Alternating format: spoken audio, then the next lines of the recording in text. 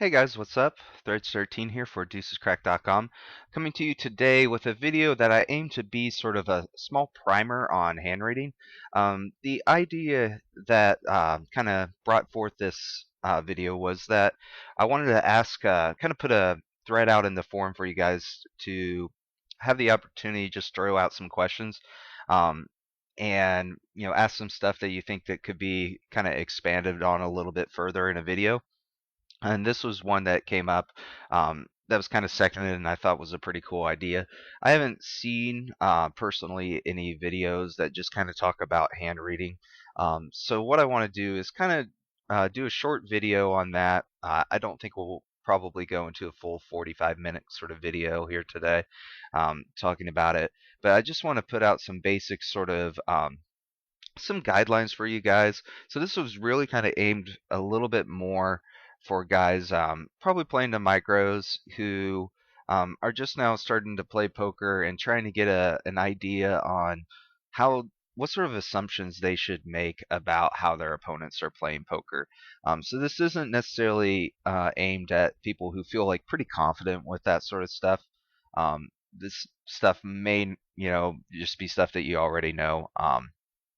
So, and then maybe after this video, then that kind of leaves some room to kind of build and get into that a little bit more. So that's kind of my goal here. So we'll get into that. So what we want to do when we're thinking about hand reading is looking at board textures and preflop ranges, and then you kind of just go from there.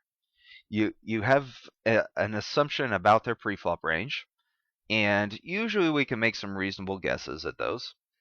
And then we take a look at the board texture and we get an idea at how their preflop ranges connect with the board texture. And then we start making assumptions about how they will play different portions on their range. So now for this video, I want to kind of look specifically at times where we raise preflop and we get called and we're doing c betting. We can get and I want to kind of keep the focus that narrow because there's so many things that we can come up with in poker that if I start trying to talk about all of those in one video about hand reading, it can become very difficult. Um, so I think it's kind of like, maybe we'll do like hand reading one, playing as the preflop raiser, and then maybe hand reading two, playing as a pre-flop raiser and not c betting, and that kind of stuff.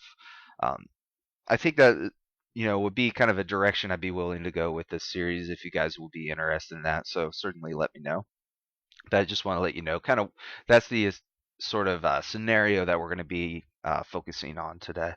So cool. So we want to think about how the board textures hit their ranges. And one tool that you guys can start using to kind of analyze this is that I use is Combinator, combo, and then NATOR, Combinator. And I know there's some other tools out there. That's the one that I prefer. I prefer it over Flopzilla. Um, I just think it has a lot more flexibility. There's another one called Poker Ranger that I honestly haven't played with. So that could be better. I just haven't played with it. Um, so we'll kind of get into some assumptions, and I think maybe get into a few examples about how to use this as well, and so you can start getting some ideas about what sort of hands different people have.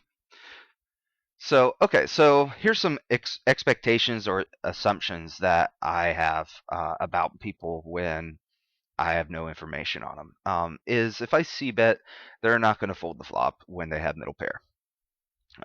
Pretty much going to be true of most people in any sort of normal situation. So I'm just assuming that here again that we're just heads up, not in a 4-bet pot or anything like that.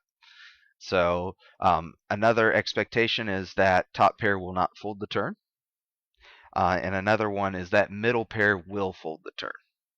That's my starting expectations.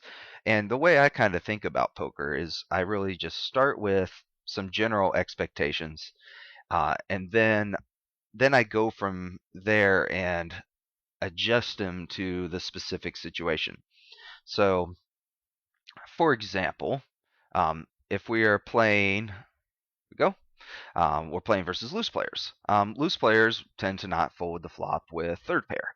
They probably won't fold the flop with a gut shot. So now this, of course, isn't true versus all loose players. This is just my starting assumption until I have some more reads on them. Of course, if you have a loose player who's playing 50% of his hands and folding to 70% of C bets, this may not be true. But a lot of those guys, that's going to be true. So they won't fold third pair. They won't fold gut shots. They also won't fold things like, say, the flops like King 5-2 two tone, and they have Queen Jack with a backdoor flush draw. They won't fold things like that also. So they also probably won't fold some Ace Queen and some Ace Jacks on that sort of flop. So that's an adjustment I would make on that sort of flop, as I would say, okay, this guy has some extra hands in there. And along the same lines, and they tend to call with middle pair on the turn. They'll also call with, I forgot to mention, they'll also call with some draws where tags won't call with draws. So a tag may not check call the turn out of position with a weak flush draw, just weak naked flush draw, where is you'd have to put a gun to a loose player's head to get him to fold a weak naked flush draw on the turn, and certainly calling with an open-ended straight draw as well. No troubles. So they're going to be calling with those sort of hands. So okay.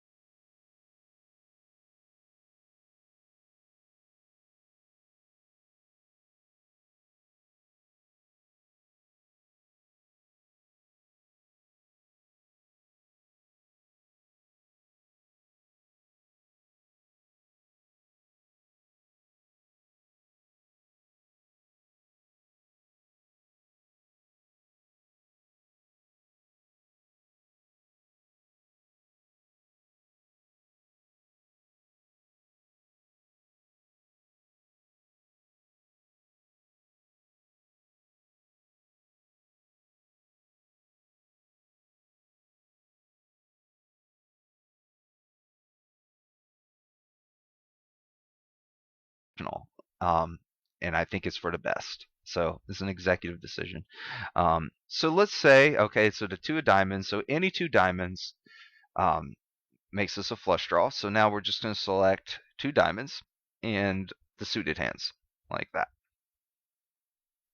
So first off, before we bet this flop, um, we see that our opponent has a flush draw a whopping 5% of the time. It's not a big concern. Actually, let's ask another question. How often does our opponent have a set? Now that's coincidence, but what you see is actually, and you can see it right here. If we look at group 3 is flush draws. Oops, I got something screwed up. Hang on. It's not as bad as it seems. Okay, cool. So that coincidence went away. So group 3 is flush draws, and there's 12 of them, which equals 9% of his pre-flop calling range. Of his pre-flop calling range, this is before he's called the flop. And he has 6 sets. So he is more likely to have a flush draw than to have a set. But it's really unlikely. He only has flush draw roughly 1 time in 10 on the flop. And he only has a flush draw 15% of the time, which is roughly 1 time in 6 when he actually calls the flop. So you can see he's actually exactly 3 times as likely to have middle pair as he is to have a flush draw. He's twice as likely to have top pair. So when these two-tone flop comes down, they certainly do change things, because you can see, of course, our opponent's going to be folding a little less frequently, and it makes sense. They've got more hands to call with. But it's not going to be maybe as drastic as you would think, and protecting against the draws is not necessarily a huge thing to do because it's only 10% of their range. If we're protecting against the draws with a hand like, say, 7-7, what about the 50% of the time that they've got one of those hands?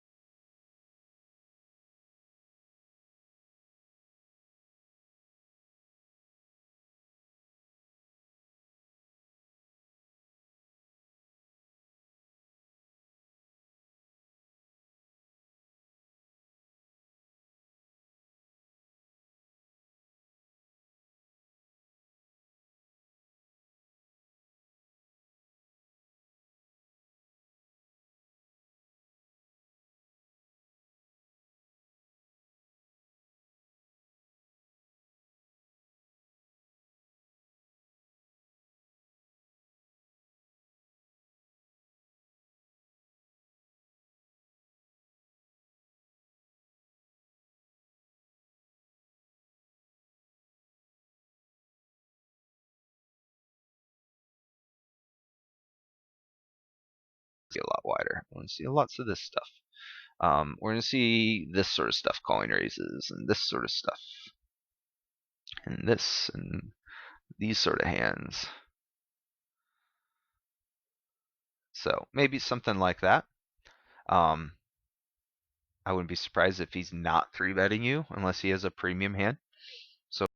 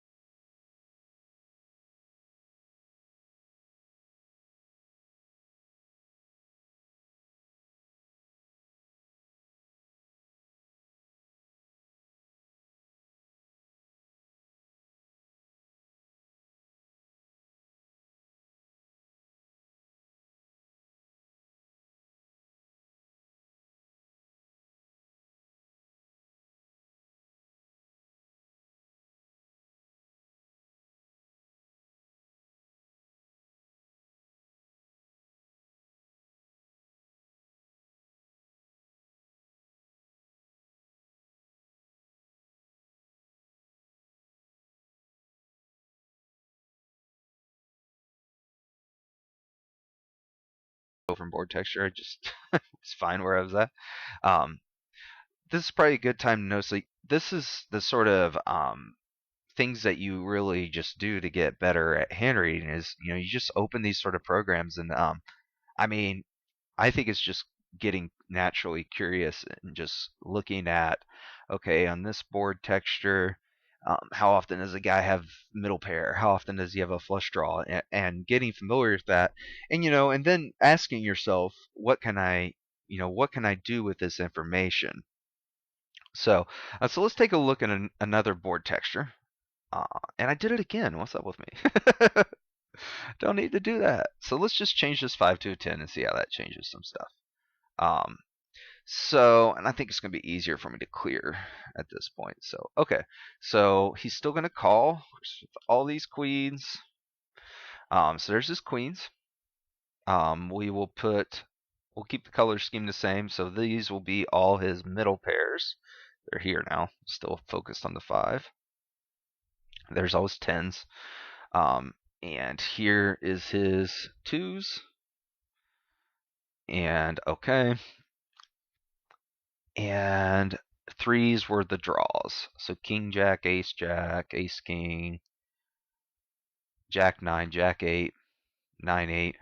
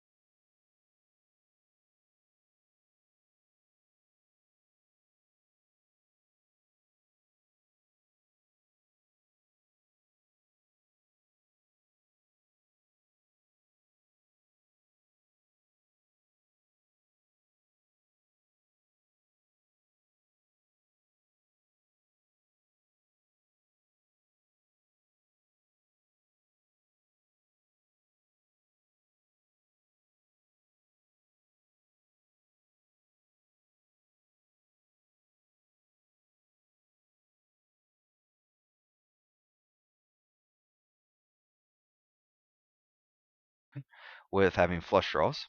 And then there's the random ace 2 down there. So stuff that he's folding is the itty bitty pocket pairs on the flop. And you can see combinatorically, it's hard to have a pocket pair. And just as you even look at the range, that's not very many hands. So you can see, we'll expect him to continue on the flop here a lot more often.